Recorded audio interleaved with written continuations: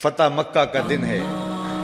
آپ جانتے ہیں کہ حضور کے پیچھے ایک بچہ بیٹھا تھا، حضور کا ردیف، جو خوشی سے اچھلتا تھا۔ بڑی خوشی کا دن تھا، لیکن میرے حضور کا سر عجز سے جھکا ہوا تھا، حتیٰ کہ امامے کا کور اونٹنی کی کوہان کے ساتھ لگتا تھا۔ لیکن وہ بچہ تھا، نو عمر تھا، وہ اچھلتا تھا خوشی سے، تو حضور سے روکتے تھے، پھر وہ اچھلتا تھا، پھر روکتے تھے۔ وہ بچہ کون تھا؟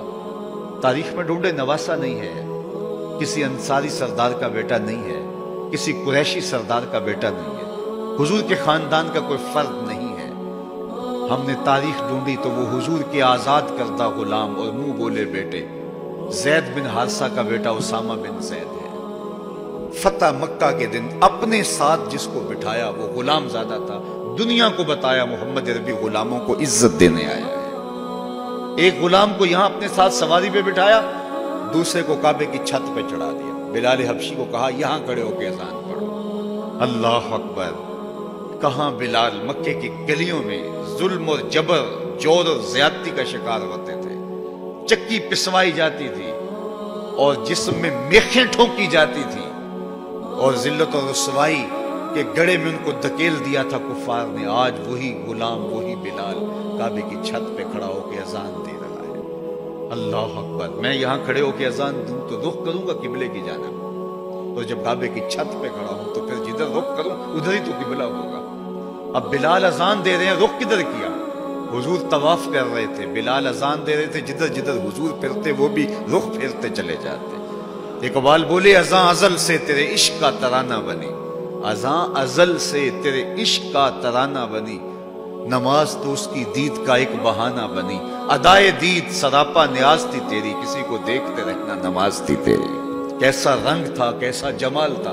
تو وہ طبقے جن کو کوئی پوچھتا نہیں تھا، ان کو عزتوں کی مسند پہ بٹھایا۔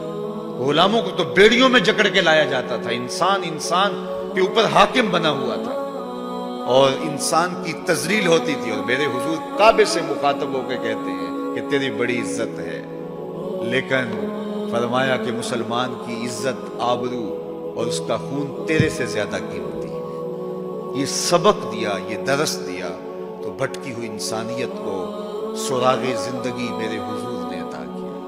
تو اس لیے آج میں اور آپ اس کا شکرانہ ادا کرتے ہیں، اور اللہ کے حضور لاکھ لاکھ شکر ادا کرتے ہیں کہ ہمیں اس نبی کا غلام ہونے کا شرف اور اعزاز نصیب ہوا۔ تو پھر ان کی تذکروں اور ان کی محبتوں کی خوشبو بکھیریں گے، ان کے ذکر کی مہک سے مشام ہستی کو کیوں معطر نہیں کریں گے، ان کا تذکرہ نور بھی کریں گے، اور ان کے بتائے ہوئے طریقہ کو اختیار کر کے اپنی زندگی کو بھی نور نور کریں گے۔ آج ایک طرف ہم اپنے گھروں پہ چراغاں کرتے ہیں، تو میں کہتا ہوں کہیں یہ چراغاں بنیروں تک محدود نہ رہ جائے، کوئی دیا لے کے دل نگر میں بھی آؤ، کہیں دل کی گلیوں میں اندھیرا نہ رہ جائے۔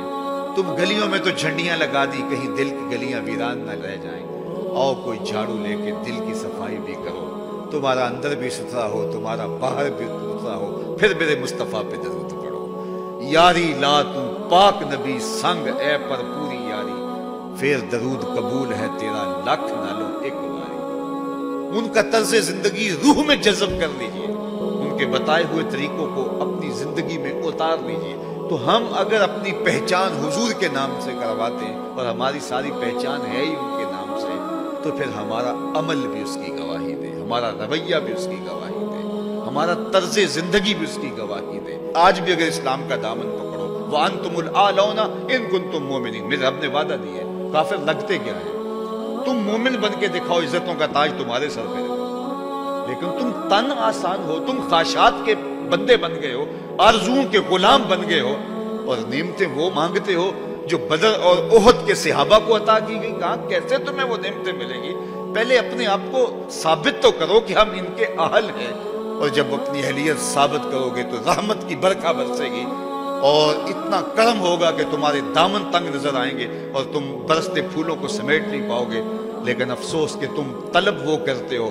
وہ ایک بڑا معروف جملہ ہے کہ لوگ جو ہے وہ زندگی یزید کی جینا چاہتے ہیں اور موت حسین کی مانگتے ہیں۔ صاحب ایسا نہیں ہوتا۔ اگر حسین ابن علی جیسی زندگی گزاریں گے تو پھر ان کے مراتب رفیع کا حصہ نصیب ہوگا، لیکن اگر ہم اپنی خواہشات کی زندگی گزاریں گے اور کہیں گے کہ ہم چونکہ مسلمان ہوتے ہیں لہذا ساری نعمتیں ہمیں دی جائیں، ہم جھوٹے ہیں، ہم مکار ہیں، ہم 2 نمبر مال بیچتے ہیں، ہم جو چاہیں کریں، ہم وعدہ خلافی کریں، لیکن ساری عزتیں ہماری جھولی میں ہونی چاہیے، مسلمان جو ہوتے ہیں۔